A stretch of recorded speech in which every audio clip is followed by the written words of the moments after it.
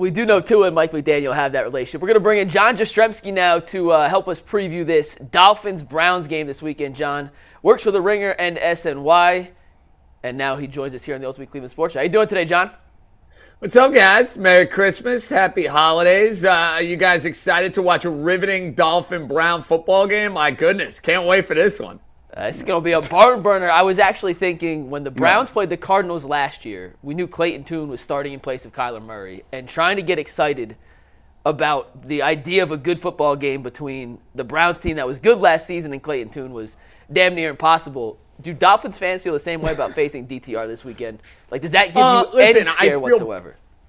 Well, I think what's scary for Miami is just the environment and the situation, right? Like, you're putting them on the road, cold weather, Jim Schwartz defense, and, I think those are the narratives that are going to hurt Miami. But let's be real about this. Miami needs basically an inside straight or royal flush to make the playoffs. I mean, they need so much to happen. Forget about just beating the Browns and beating the Jets. They need the Colts to lose a game. They need Denver to lose out. All right, Cincinnati seems feasible. But then next week they're going to play Kansas City and Carson Wentz, and the Chiefs are going to have absolutely nothing to play for. So, guys, I'm kind of at the point where even if Miami wins their next two, I don't think they're going to the playoffs. And, unfortunately for them, there's no narrative that changes here. Beating DTR or beating the Jets the following week. I think the narrative with Miami is not as much about cold weather. It's about good teams. Can Miami scheme up and beat a good team? Because over the last 2.5 years, they haven't. Let me ask you about, speaking of beating a good team, let me ask you about Tyreek Hill, because last year I had him on my fantasy. He was electric. This year, I think he's just a jag. So where do you fall at that? What has happened that's caused him to regress this bad? I mean, I don't even think he's getting like 50 yards a game or something like that now. Well, I feel your pain because in my Syracuse semifinal, I had Tyreek Hill dropping 2 touchdowns for me, which might have been the difference in getting me to the championship. So I know where you're coming from there. Look, I think that wrist injury that he's been dealing with now for quite a while, I think is playing a role.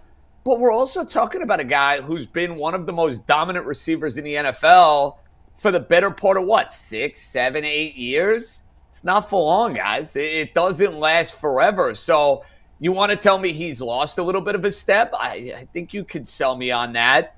I know he points to what happened in week 1 when he got detained, that whole bizarre situation before the Jacksonville game, as something that aggravated his wrist. Maybe that played a role.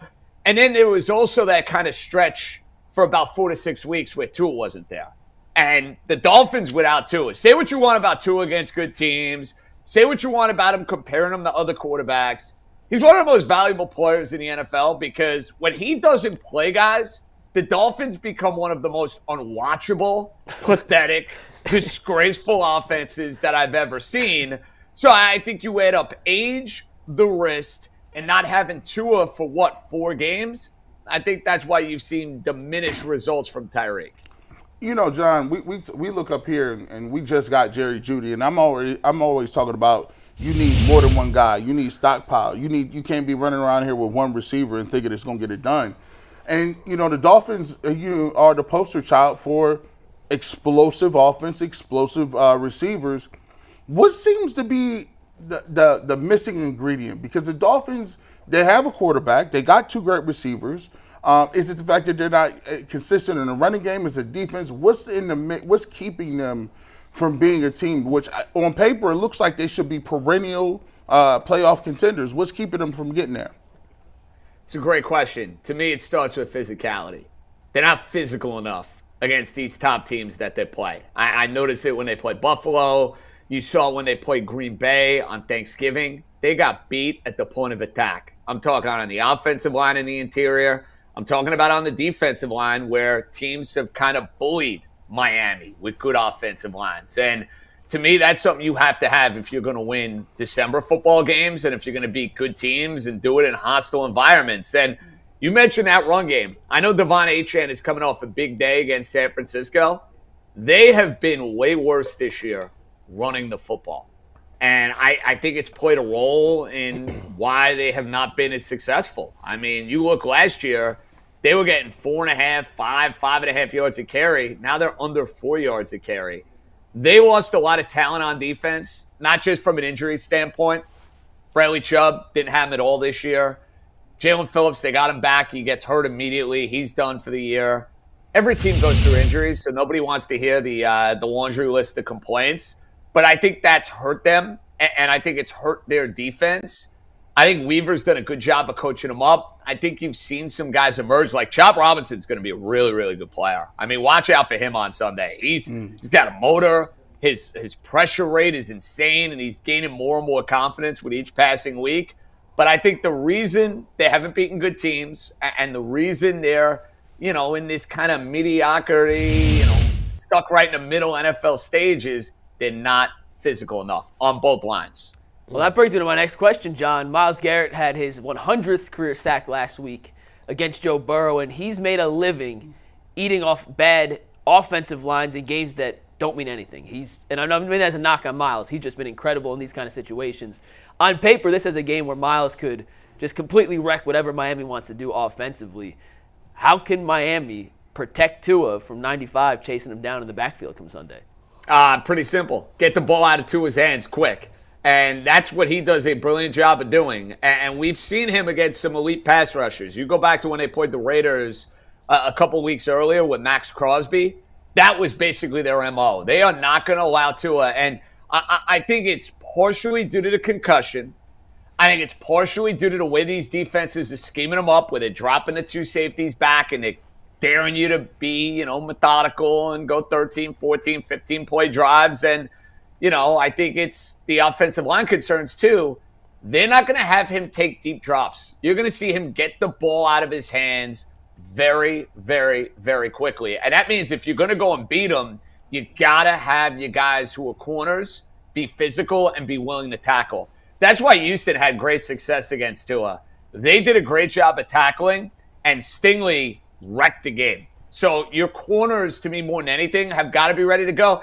Myles Garrett's going to get his. He's going to have a moment or two where he can go and wreck the game, but it's going to be a lot of three-step drop, not even. Tua getting the ball out of his hands immediately fast to kind of negate what Cleveland and Garrett specifically are looking to do.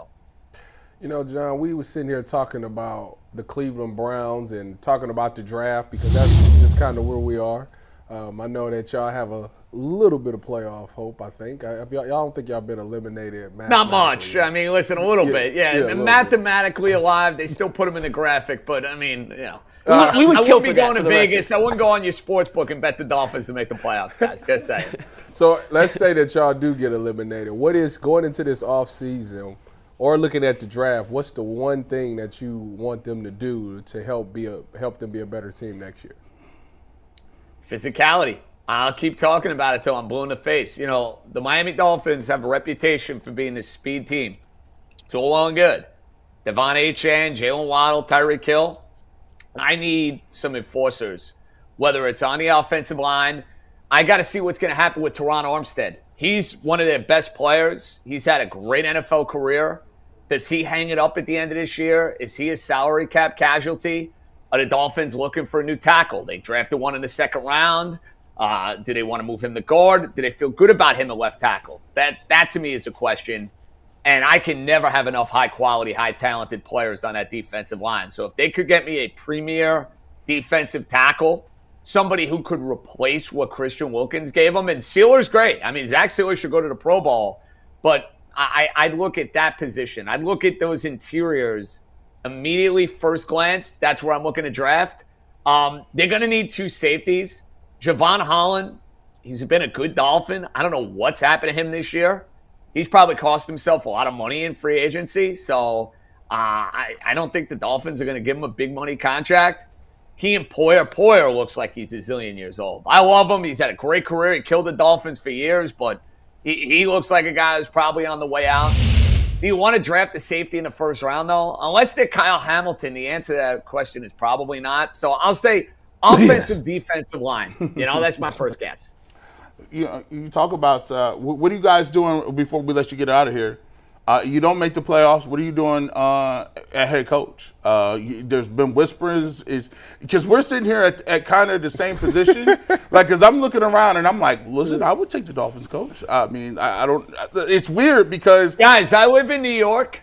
If Kevin Stefanski got let go by Cleveland, the Jets should hire him in 5 seconds.